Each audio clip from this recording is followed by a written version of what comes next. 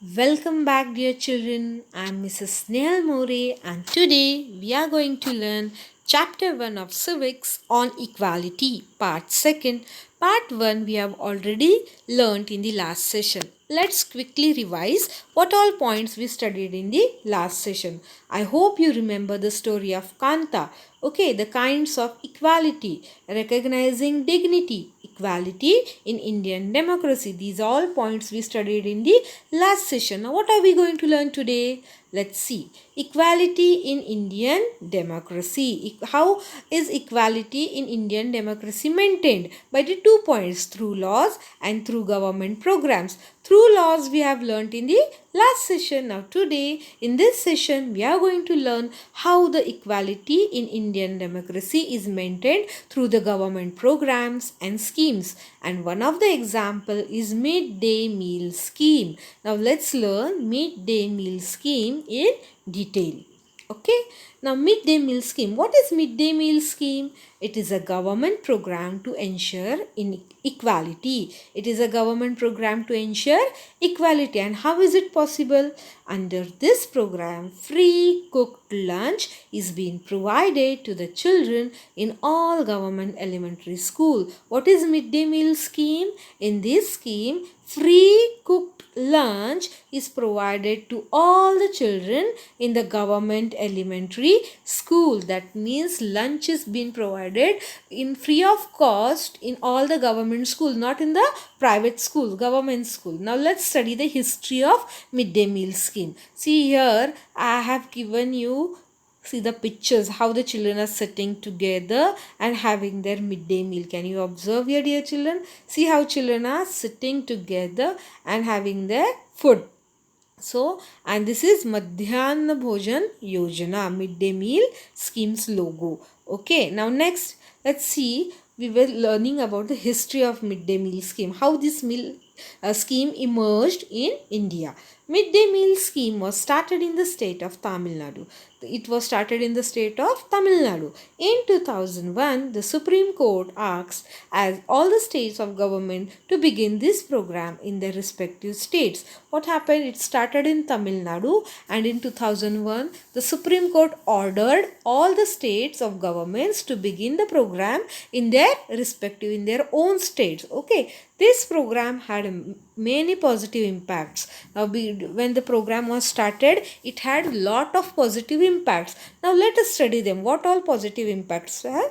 See now, positive impacts of midday meal scheme. What are the positive impacts of midday meal scheme? Many poor children have begun enrolling their name and started attending schools regularly. Now many children, the children those who have never attended the school also started going to the school. They started enrolling their names in the school. Okay. Earlier children have to go to the home for lunch and then they did not return to the school for the second shift. See now children, what the children used to do in the villages, that they will go for the lunch at home and they never returned back after the lunch. After recess the school was over for them. Okay. So this affected the attendance.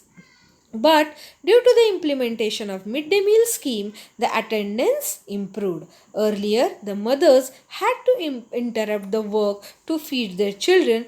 Now the mothers could do their work in the continuity. Now what happened? Due to the implementation of midday meal scheme, the attendance improved because the lunch was provided in the school itself. So there was no reason for any child to leave the school campus and go at home because the food was being provided in school. So, and also the mothers, mostly the village women, they go in farms for their works. Due to the children used to return to home for lunch, they have to interrupt their work and come home to feed their child. When the midday meal scheme was started, the mothers were benefited by it because they would freely work in their place and there was no interruption and they could work in continuity because their children used to get food at the school itself. Next, This program reduced caste prejudice because both lower and upper caste children in the school ate in the meal together. I have shown you the picture. All the children sat together and had their meals. So there is no such caste as I belong to upper caste, so I'll sit here. You belong to the lower caste, so you will sit in that particular way. All children together belonging to the upper caste, lower caste, different religions, they will sit together, different cultures, they sat together and they are having their meals. Okay, they'll sit together and have their meals. Dalit women have been employed for the preparing the food. Okay, now midday meal also helped to reduce the hunger of the poor student. This is very important point, dear children. Midday meal help to reduce the hunger of the poor student. This children, those who are not getting food at home, the midday meal help them to reduce their hunger. Midday meal scheme plays a very important role in increasing equality. Because of all these factors, midday meal scheme plays a very important role in increasing equality. But still, there are many challenges to equality. This doesn't end over here. There are again challenges to the equality. Let's see what are they. Challenges to equality. Difference between the school attended by the rich and the poor children respectively. Now there is a huge difference between the government schools and the private schools. The private schools, they are well equipped as compared to the government schools. So there was a huge difference between the rich and the poor children. Okay, discrimination on the basis of the caste still exists in some schools. In some schools, some particular caste children only can attend the school. So it difference between the discrimination on the basis of the caste also is existing till date. Okay, and the attitude of people is changing very slow. The thinking of people that I belong to upper class, you belong to lower class, or the religion difference, the tradition difference, the caste difference, it's changing very slow. People are not ready to accept the change with the positive attitude. So it's difficult and it's a challenge for the equality. Okay, children. Now next, issues of the equality in other democracy. Now not only India but other countries, other democratic countries are also facing a huge problem of equality. Now let's see. Okay, struggle against inequality is not limited in India only. There are many other democratic countries suffering from this problem. Example, in United States of America, African American face this huge inequality. Now in state of USA, that is United States of America, African American face huge inequality. And that's how. Now first of all, who are African Americans?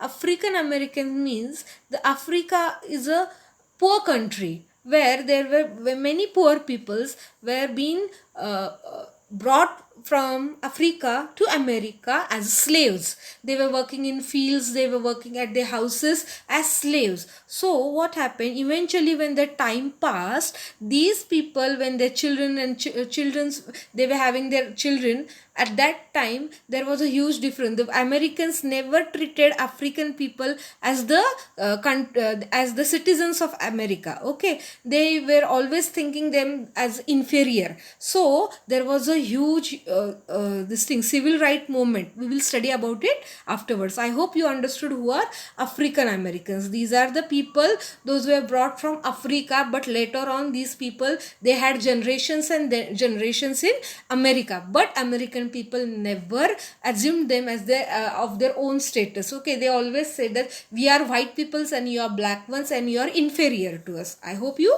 understood it. Okay, now African American were treated extremely unequally in the states, United States, and denied equality through law. Now see now how they were treated, we'll learn. Okay, this is a story of Rosa Parks. This lady Rosa Parks, she because of her it all changed. Now see, we'll learn the story. Okay, the idea about the situation in USA through the story of Rosa Parks. We will definitely know how the idea changed in idea changed in the situation of USA. Okay, now let's see. Story of Rosa Parks. In USA, there was a system. If a white person wished to sit in a bus, then black had to either sit at the back or get up from the seat. Rosa Parks, an African American woman, was tired from a long day work. She refused to give up her seat to a white man on 1st December 1955. Her refusal started a huge agitation. This gave rise to the Civil Rights Movement. Finally, the Civil Rights Act of 1964 was passed. And now in USA, if a African American woman or a man is sitting in the bus and American man enters the bus, then that person have to sit back at the back, because only the front sitters were American people were allowed to sit in the front. Once upon a time, what happened, Rosa Parks, when she was traveling home after her work, she was very tired and she refused to give her seat to the white men. And on this agitation, on the 1st December 1955, there was a huge agitation, and this gave rise to the civil right movement, okay, in USA. And finally, in 1964, the act was passed. What is Civil Rights Act of 1964? Let's learn it. Against the agitation showed by the African American, the US government passed the Civil Rights Act of 1964. According to this act, the discrimination on the basis of race, religion, and national origin was prohibited. According to this act, schools were open for African American children. They will not have to attend separate schools. This was all done to ensure equality. Okay. Next, despite this inequality existed in America, in spite of being the Civil Rights Act of 1964 was passed. In that, it has described that we cannot discriminate a person on the basis of race, religion, national origin, and everybody can attend the same school. In spite of that, there was lot of discrimination. Okay, despite of this, inequality existed in America. Most African Americans were poor. As I told you before, they were brought as slaves, so they were very poor. Okay, African American students attend government schools, whereas white students attend private or highly rated government schools. Okay.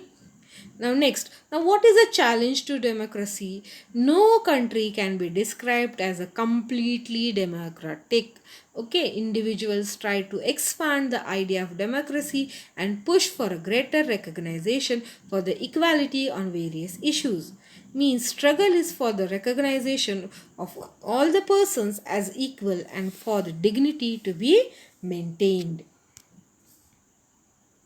Now, what do you think, dear children, whether the equality of person is ensured or not? Are we able to maintain the dignity of all the individuals or not? Now, here the term dignity means self-respect. I have told you, dear children. Now, whether the equality of all the person is ensured, what about our country? Is it ensured that are we equal in our country, or are we able to maintain the dignity of the individual?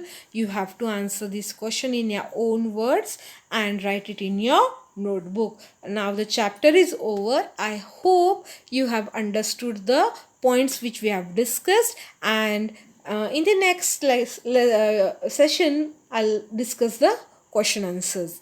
Thank you for watching and have a nice day.